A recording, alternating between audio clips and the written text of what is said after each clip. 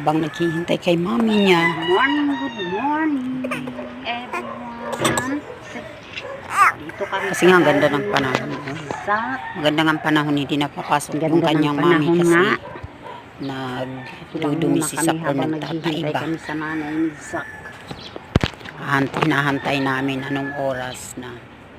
Habang hinihintay namin 9:28 ng umaga. Kanina pa namin tinawagan sa trabaho.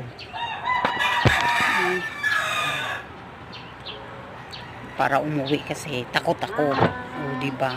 Eh, baby to eh. May ano na ako, may karanasan na ako sa baby kapag nagdudumi. Kaya tinawagan ko yung nanay. Diba? Dito lang kami muna sa garden. Si Sak ay likot ng batang ito na nagtatai. Uuwi yung Nagreklamo talaga, grabe. magha-half-day yung kanyang nanay. Hindi lang half-day. Grabe naman ang bunga na ako. Nagreklamo talaga na to. Dito lang muna kami.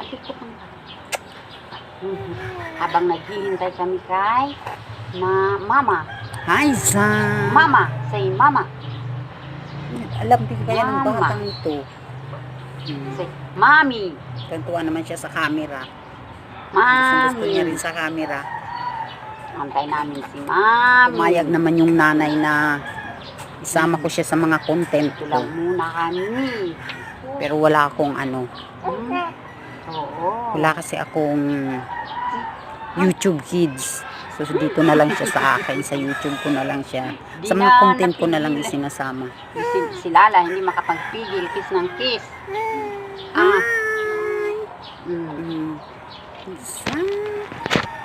Kasi nagtatai. Ganda ng panahon.